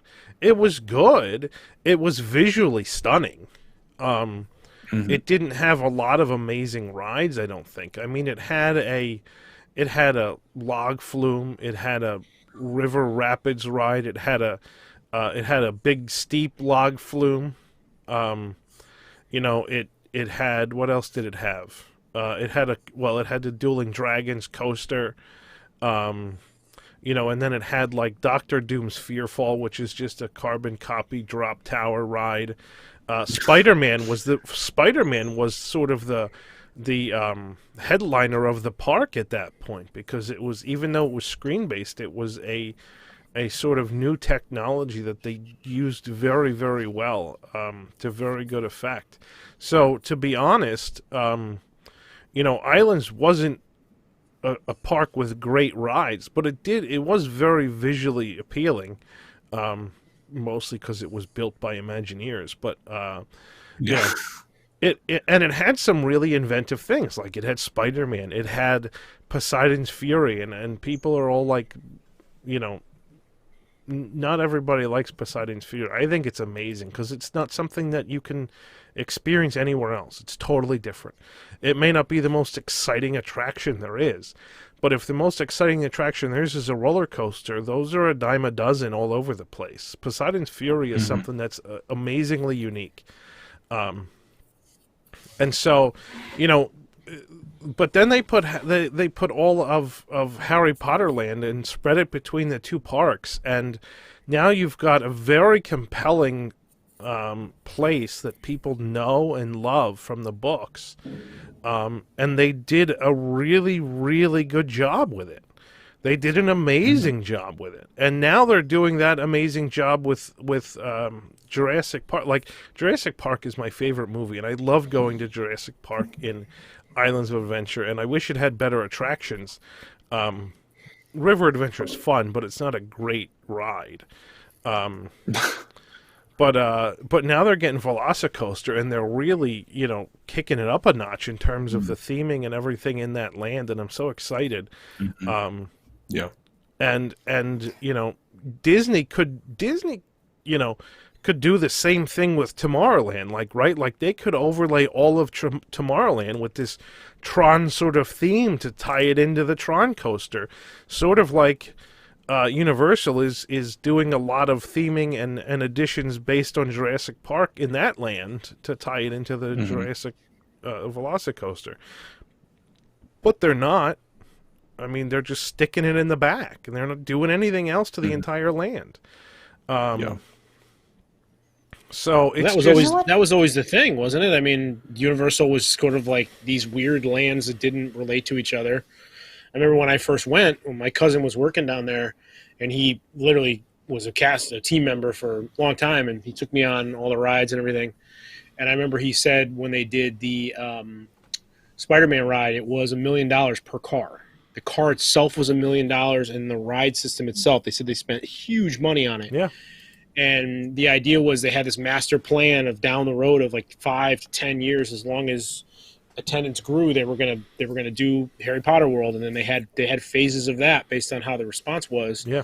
So they had those long-term plans. It just seems like now they're just trying to tie everything together. They realized that they were always like, you were walking over to see The Simpsons, and then you walk over here, and then you saw like SpongeBob. You're like, what the? Like nothing made any sense. Yeah. I mean, in their defense, though, it's hard to do that anywhere, honestly, right? So think about the transition from Fantasyland to Liberty Square. There's nothing that's thematically connecting between Fantasyland and Liberty Square, and that's why there's that really narrow little underpass right at Memento Mori, because they don't want you to see anything on the other side of that until you're there, because there's nothing thematically connecting those two lands. And it's the same with, it's the only thing that is sort of a thematic connection is Adventureland to Frontierland. and that's just because they have like the stucco things that are sort of both, right? But Fantasyland to Tomorrowland, there's no thematic connection there either. You know, I mean, you go from the Mad Tea Party to the Speedway. So it's, I think people who say that, you know, Universal is just a bunch of stuff shoved together that doesn't make sense, Magic Kingdom is too. I mean, honestly, EPCOT was the best example of that kind of design, where the whole park was a cohesive theme. Or two themes, if you know, but you had Future World and you had World Showcase, and there were two very cohesive themes unto themselves, and then they just happened to be in the same park. Or MGM Studios, where you had the whole park was themed after a movie studio. That was a very cohesively designed park. But Magic Kingdom's not, Universal's not, and Islands is not. So it's I'm kind of like, okay, whatever. You know, if they execute them all well, which they did in Walt Disney World, and they did in Islands of Adventure, you know, if they execute them well, and you make the transitions at least not jarring, that's about as much as we could expect, I think. Yeah, I also wanted to add, when it comes to Universal, like now, you know, I watch a lot of live streams now that I'm home more, and I watch all sorts of live streams, Disney and Universal alike. And I personally have not been to Universal since I was a teenager, probably, and I have been itching to go back. And you know, they're really making an effort to pick up where Disney is lacking now, especially in terms of live entertainment. I've been shocked by the live that they've had over the last year, and I'm like, wow. So Disney's erasing all their live entertainment. I want to go to Universal now because they have the live entertainment. You know, and Universal is not shy of taking jabs on their social media account, you know, posting that they basically painted 55-gallon drums and put a top on and said, here, you don't need to eat on a garbage can at a festival. So, you know, they're really working their ways. Yeah, that's actually an excellent example of the, you know, Ruth Chris versus Ponderosa analogy that Matt had. That, you know, Ruth Chris says, oh, we don't need these truffles because no one really cares, so we're just going to use like this artificial flavored truffle oil. And Universal's like, well, I think people did like the truffles, and, you know, maybe we're just Ponderosa, but imagine how much more people would think of us if we brought truffles in. And they brought them in. And now you see what people think of entertainment. It's exactly the same thing. It's Disney is not playing the long-term game. They're cutting things to save money in the short term, and Universal is capitalizing on that and gaining a heck of a lot of goodwill by having having things that Disney doesn't have, right? Like Universal forever was the sort of playing second fiddle, and now Universal can actually come out and say, hey, we have things that Disney doesn't have, right? Like they tried to say that with Spider-Man, and they tried to say that with this or that or whatever, but from a guest satisfaction point of view, the live entertainment in the parks, Universal is absolutely killing it, while Disney is literally killing it. They're cutting it off, you know, they're cutting it off to spite their face, whereas Universal is adding and doing a really good job with it, and it makes a lot of difference for some people. Yeah, and I would say, from the perspective of rides, I think if you look at Disney versus Universal, you can name so many rides from Disney: Splash Mountain, Space Mountain. There's so many different rides you can say those are iconic. When you think of theme park attractions, like those are the ones you look at, Pirates, as the all-time classics. But Universal, you can't really say that. Obviously, you have Spider-Man, which is kind of this epic foray into kind of a new ride system. Like that's, I would say, when you think of iconic attractions at Universal that have something that you can't touch in the long term, they have very few rides you can't touch, and people, if you touched many of those rides, people are like, okay, that's fine, you're putting something in different. But I think you're making a comparison. Disney has those iconic attractions that last forever. You're making a comparison that I don't think is really fair, because like Universal in Orlando opened in 1990, Sure. right? Or Yeah. something like that, right? So I want you to not count any attractions that opened at Disney before 1990 and make that same argument.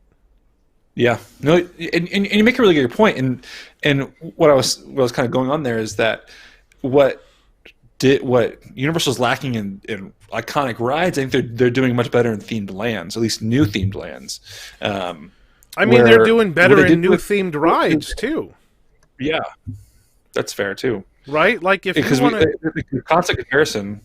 Go ahead. if you want to talk about like what attractions, I mean, you know, Universal and you know, this is a point that I totally agree with, that Universal really honestly made a mistake when they got rid of Jaws and Confrontation, because those were classic, right? They still have E.T., but that's the last classic left.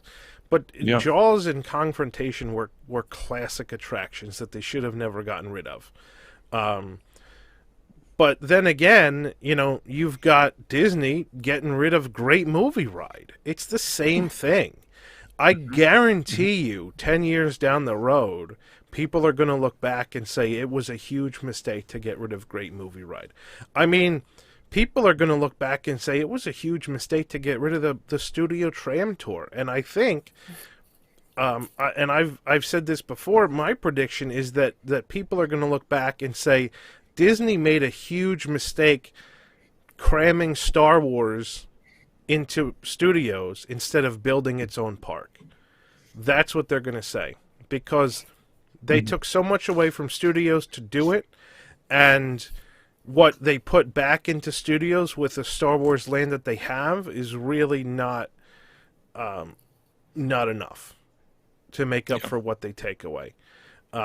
So, you know, there's been mistakes made, and I think Universal honestly probably would admit that getting rid of Jaws was a mistake.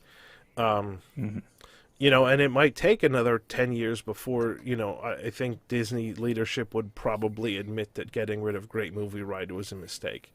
You know, so everybody makes mistakes, but Universal has enough attractions that have come in since then, like all of the Harry Potter attractions, that people sort of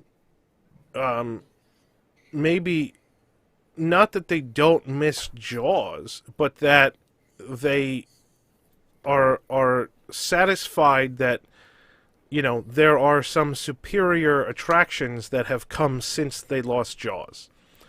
And I haven't seen, I mean, you've got all of the entire Harry Potter land, honestly, and then now you've got Velocicoaster coming along, versus at Disney, you've got, you know, Mickey and Minnie's Runaway Railway, which is not, I think, a fantastic attraction, and then you've got Galaxy's Edge, which is, it's got one fantastic attraction, it's got one pretty good attraction, but the amount of stuff that you lost, Great Movie Ride, the Backlot Tour, Lights, Motors, Action, you know, all of those things don't necessarily, or all the new things don't necessarily make up for what you lost. And Nick in the chat just said Great Movie Ride was the most outdated attraction Disney had, which may be true, but it was also an attraction that would have been very easy for Disney to update if they wanted to spend the money. So, you know, that's the excuse to get rid of it because it was outdated, to me, doesn't hold water, because it wouldn't have been that expensive to update some of the scenes. They could have updated enough of the scenes in there to keep it relevant, and it would have been a quick update, and people would have kept riding it. And honestly, I mean, you've got Indiana Jones movies are still coming out, you know? I don't think Wizard of Oz ever gets outdated. The only thing that really probably maybe was outdated in there was the alien sequence. But they could have replaced that. Tarzan, I mean, yeah, Tarzan maybe too. But also then that attraction's talking about the history of the movies too, right? So it doesn't necessarily need to have everything contemporary. Certainly it was more contemporary when it opened. But they could add the Fantasia scene in there was just aching for something else to take its place. And it's worse now. It's not even any better. It's worse.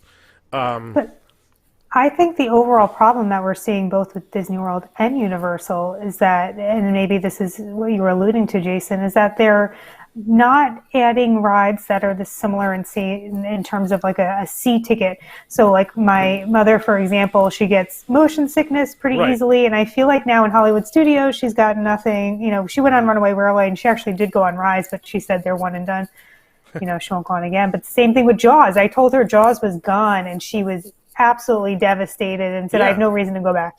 Well, I mean, and look at EPCOT, too. You had World of Motion, she can't go on the replacement. You had Horizon, she can't go on the replacement. You had Universe of Energy, she can't go on the replacement. You had Kitchen Cabaret, she could probably go on the replacement. No, she doesn't go on Soarin'. Unless she's afraid of heights, but yeah. At least it wouldn't make her sick, but yeah, so it's kind of like, the same thing is happening at EPCOT. I think people, like, if Universal says they're going to get rid of E.T., I think people are going to go ballistic and chain themselves to E.T.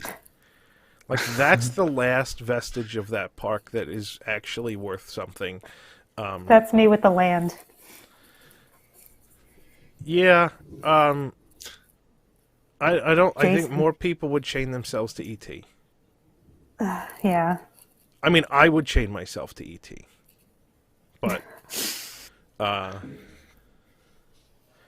yeah, Nick said Runaway Railway can actually be updated with far less expenditure. To just imagine of reworking the animation rather than anything physical, which is true. But is it going to make the ride 100% better? Is it going to make the ride an insanely different ride from what it was? And I don't think it is. You can put any animation you want in there. It's not going to make that ride that much better. So. Yeah, and I think Runaway Railway is the epitome of what most of us think is wrong with WDI right now. Obviously, they came up with some amazing attractions in Galaxy's Edge. I think Rise is one of the most innovative, if not the best ride Disney has right now. And then Millennium Falcon, obviously, they were to bring this, and this is kind of the argument within the March Madness, is that you brought this thing from the movies into the real world where people could interact with it and live their dream. But Runaway Railway, it's basically cardboard cutouts, but digital. At the end of the day, obviously there's the Daisy animatronic, and if you want to call the bubble heads of Mickey and Minnie animatronics, you can, I guess, but it's basically modern cardboard cutouts, and that's how I see it at the end of the day. It's just the modern version of the cardboard cutouts attractions that we used to think as these classic attractions. And then there's not very much story, especially without the pre-show. It's very reliant on the pre-show to even have a story from that ride, and it's just the symptom that we're seeing going forward is that the reason we love Disney attractions is the story, and the same thing with the land. And I think, going back to my point earlier, I think that Universal is doing a great job building these new lands where Disney isn't. And obviously, Galaxy's Edge. As a big Star Wars fan, I've read all the comics and the books, and I see Galaxy's Edge, and I was like, where are all these characters I was supposed to see? But the way they designed the Harry Potter worlds, the Harry Potter lands, is that there's just a story, there's culture, there's character to just the buildings themselves.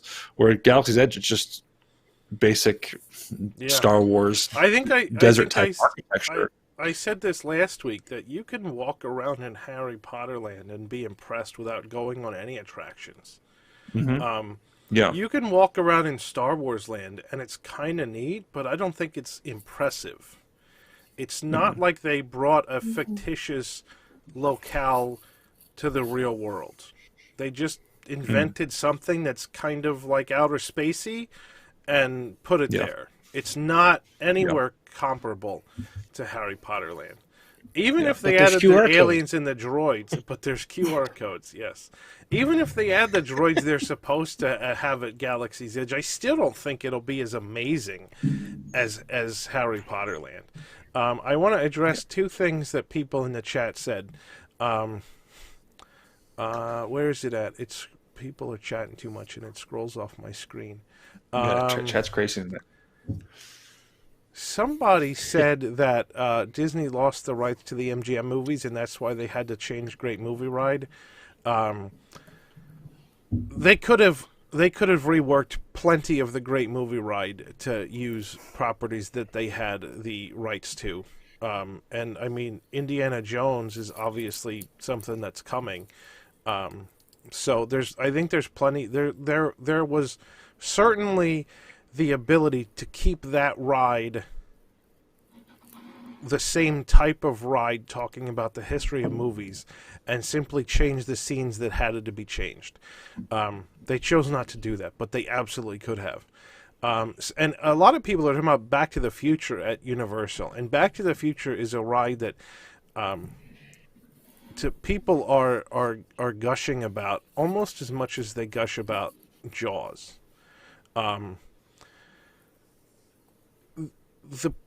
My argument there is that Back to the Simpsons has the same exact ride system as Back to the Future. So why is Back to the Future so much better than what replaced it? It's because of the storyline. It's all about the storyline. If you want the experience, the physical experience or the physical sensation, you still have it. What you don't have is the characters and the storyline to go with it. And so for all the people that are talking about Back to the Future and how they miss it, and The Simpsons is not even comparable, I mean, Universal could put Back to the Future with probably a very minimal expenditure of money. Right? Like, they couldn't do that with Jaws or Confrontation. But they could certainly put Back to the Future back in that building with a relatively minimal effort, because the ride system is identical. And so, what that shows is that people really need to be invested in the story as much as or more than the ride system in order to have memories of a ride that are as strong as people have for Back to the Future, right? It's not just the ride system. And so that is honestly the exact problem with Mickey and Minnie's Runaway Railway. It's going to be the exact problem with Ratatouille.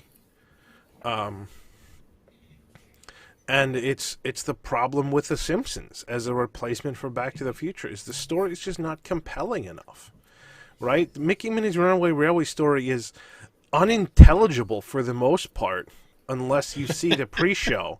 And even then, it's not a story that you're super invested in, right? Like, if you think about the Great Movie Ride and when the bank robber took over your vehicle, right? Like, even that part of the storyline of the ride gets you really invested into it. Like, you don't know what's happening.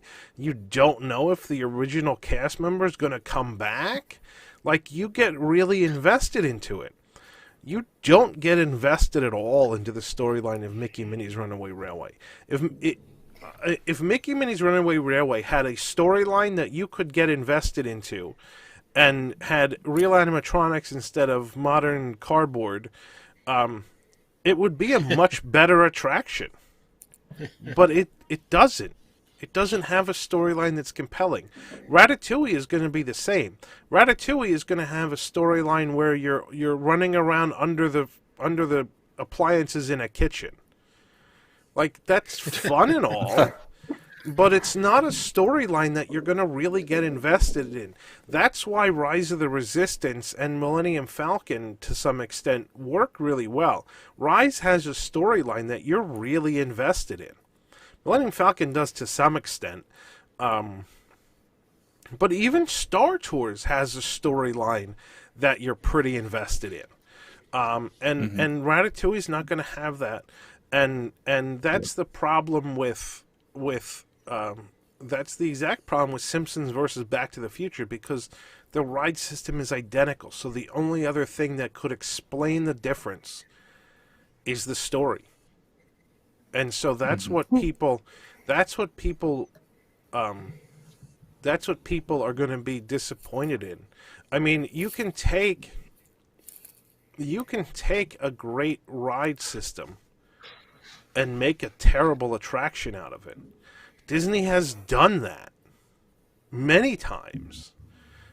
Runaway Railway, Ratatouille is one of them. You know, I mean, Body Wars, to be honest, was another one of them, right? Like, Star Tours was great.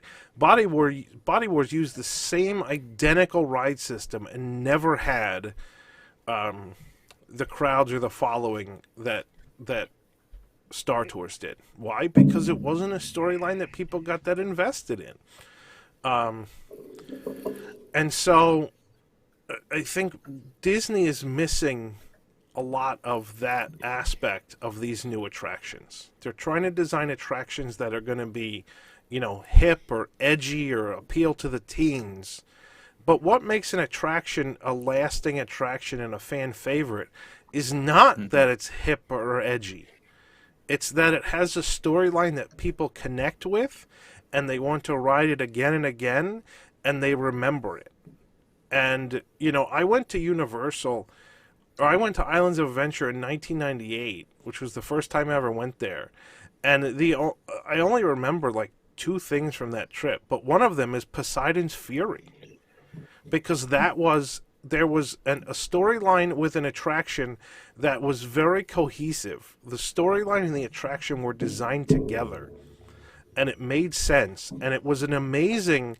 It's not even a ride system, but it's because it's not a ride, but it's a very amazing and unique show system combined with a storyline that makes sense, right?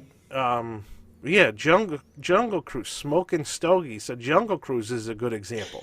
That's another good example where, you know, the ride system is nothing special, but the storyline makes the attraction. You know, how many rides are boats? Right? Like, a boat is a boat. But why do people say, like, Pirates is amazing and Navi River Journey is just meh? They're both boat rides, so it can't be the ride system. It has to be something else. And when you look at it from that perspective, and you look at what Disney has done and what Universal has done over the past 10 years, you know, the Universal rides, you know, especially for all the Harry Potter ones, the storyline is built in. It's, like, there for you. Regardless of the ride system. Like, as much as people hate Forbidden Journey because they get sick on it, it's still a pretty cool ride because of the story. And I know people who get sick on Forbidden Journey and will go on it again because they love it that much, right? Like, Everest makes me sick and I won't go on it again because I just don't love it that much, right? Like, if you're willing to get sick to experience an attraction, that's a pretty compelling attraction for you, that you're willing to put your body in pain just to experience it. You know, Forbidden Journey is that for some people I know. I don't think Disney has such an attraction. Honestly, I'm trying to think what would be for me the closest thing. And Everest isn't even really it. I don't love know Everest, but I mean, it's good. It would be better. You know what? If the Yeti actually worked, then Everest might be in that category for me, because then it would be worth it to see the Yeti. But if you can't see the Yeti, it's almost not worth it. I wanted to make 2 points. Yes, the first, an effect that I experienced, and maybe this is just me and people are going to think I'm crazy, but with Great Movie Ride, because of the scenes where the cast member comes out and it's live people in combination with animatronics, I genuinely believed, even when I was older, that the Wicked Witch was an actress. I believed it. I wholehearted, and I think a part of that was the fact that they did intermingle real people and actors. And secondly, since we're approaching the 50th anniversary, I think Disney would have more success. Not that I think this would ever happen, but if they were to resurrect, a deceased attraction, if you will, and bring in this new technology, and it's got to be better than the original, right? And you would get so much appeal from the old folks like us who love the nostalgia. I mean, that would blow my socks off. You know what ride that needs to be, and this is probably the only thing that will restore my faith in Disney management if this happens, is if it happens to Imagination and they bring back a Figment ride that blows the socks off of people and is better than the original. That's what it has to be. If that happens, it will absolutely restore my faith in what Disney can do, because they know what their guests want. But if they keep going down this path with screens and coasters, it's not going to do it. It needs to be a ride that everybody can, everybody in their family can experience, and it's fun, and they love it, and it's memorable, and they leave singing the song. That's the kind of ride that Disney needs more of, and Figment should be the one that they do that to. And if they can do it, it will make a ton of people super happy. And Figment needs it.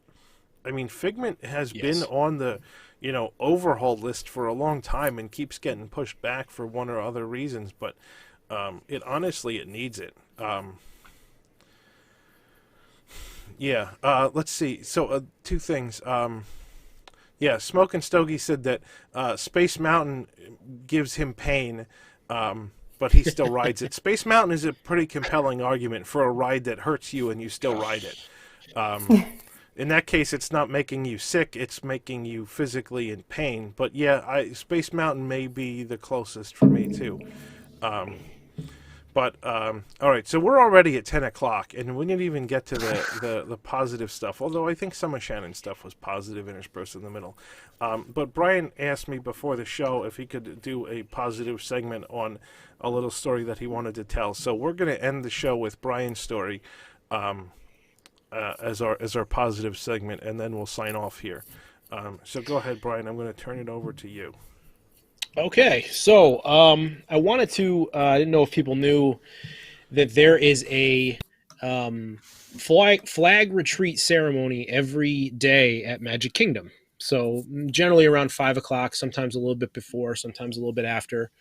A lot of people don't realize that the only actual American flag in Magic Kingdom is the one right when you first walk in. The rest of them don't have enough of the correct stripes, or they're missing a couple of stars. That way they only have to raise and lower that one official American flag. So we all kind of have that dream where we walk around and we kind of say, oh, if we could do this one thing, whether it was stay a night in, the castle, which no one ever gets to do, or for us, my father-in-law is a veteran. So my wife and I talked about, man, wouldn't it be great if he could be the veteran of the day? Because that's what they do. They randomly select a veteran of the day to do it. So I took a chance and went to, it's something that we always do as a family when we go. We always watch it if we're in MK. And the day before, we had watched a veteran who was a disabled veteran, and there wasn't a dry eye in the house. And if you're not familiar with it, they literally march you down. They have a whole entire process where they bring the flag down, and the Dapper Dans are there, and they have a couple kids that say the Pledge of Allegiance, and it's a really cool thing. They've still been doing it. They've since stopped it because of COVID, but my understanding is that they're going to be bringing it back probably for the 50th because it is fairly easy to kind of manage it in terms of spacing, because it's only about a 15-minute show. So I went to the front of the park and I just said, well, let's give it a shot. Why not? I looked on a couple of websites and they all said it's random. You never know when you're going to get chosen. So I went to the front of the park. I was able to speak with a cast member, and I said, you know, this is my father-in-law. He's a veteran. He's something we always do when we're here, and you know, he's been through some stuff this past year, and it would be really something. There's not a veteran in this park that's more deserving than him. And I brought up the day before, and the cast member started crying because the cast member apparently was the one that chose that one. So I didn't know if I had a shot at it, but then he asked for my cell phone number, and I said, if he's asking for my number, I probably got a pretty good shot. So we went over, we had park top. This was before, obviously, COVID. We parked top to EPCOT. We were going to eat. And then I got the phone call that he was actually going to be selected as the veteran of the day. So I sent some photos to Jason, and I think he's going to show them right now. But you guys have not seen this. This is pretty cool. So this is a picture of him. They literally march you down Main Street, and they fold the flag up, and they give you an award and a pin that you can only get as being veteran of the day. My son and my wife and my in-laws were there. So it's a pretty powerful thing. I mean, they literally spread Main Street out and they march you down. You can keep showing them if you want, Jason. So this is him actually walking down Main Street as veteran of the day. We're actually, if you kind of see kind of in the middle, I'm actually way behind everybody. And he's literally walking down Main Street, and it's pretty powerful stuff. You kind of feel like you're a big shot. Another photo of him when he's saluting the flag when they take it down, which is pretty powerful stuff. Folding the flag up, this is kind of the other kind of mention of it.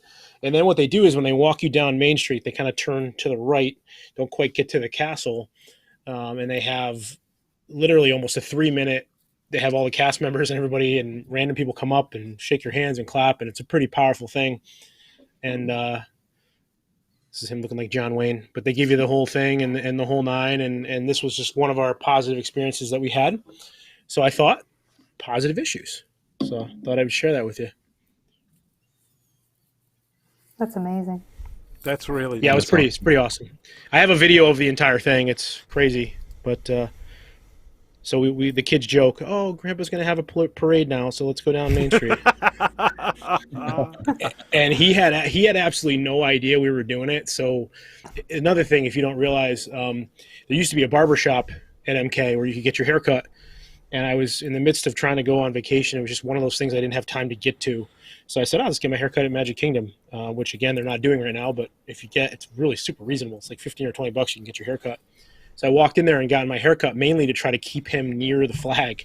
And so the cast member had run over to me, and she was so funny. And he just said, oh, he thought I just knew her as like a person. He didn't realize like what was going on until about 30 seconds before it happened. And he just kind of looked at me and he just went, wait, what? Because he kept saying, we got to get across the street because we got to watch the flag retreat. And I was like, you're in the flag retreat. Wow. Yeah, it was pretty awesome. So yeah, I thought it'd be kind of nice to end on a positive note. Great story. Absolutely. That's Thank you great. for that. Yep. Yeah. That's awesome. Hopefully they bring that back, because that's absolutely something, like Charlene said in the chat, something that makes Disney special. Yeah, for sure. So yeah, hopefully they bring that back very soon. All right, well, that's going to do it for our show tonight. Thanks, everybody, for watching and tuning in tonight. Thank you to my panelists. Before you go, if you could hit the like button, and if you haven't already subscribed, click that bell or something. I don't know what it is. You're supposed to click something. BC Fan says we should get a Coach's Corner every week to close out the show. Oh, If you We've have got a that lot many, of random. We have a lot of stories. We if can you do have that. good stories, then yeah, you could definitely do that every time you're on. We have a lot of rolling sevens type deal where it looks like disaster is going to ensue, and then we triumph. So a bunch of those stories for sure. People want Spike the Bee again, so I will go ahead and play Spike the Bee instead of our usual outro. Yes! and that will be it for the show. So thanks again, everybody. Click subscribe and ring the bell. Hit the like button. Enjoy Spike the Bee, and we'll see you next week. Good night, everybody. Thanks, everybody. Have a good night.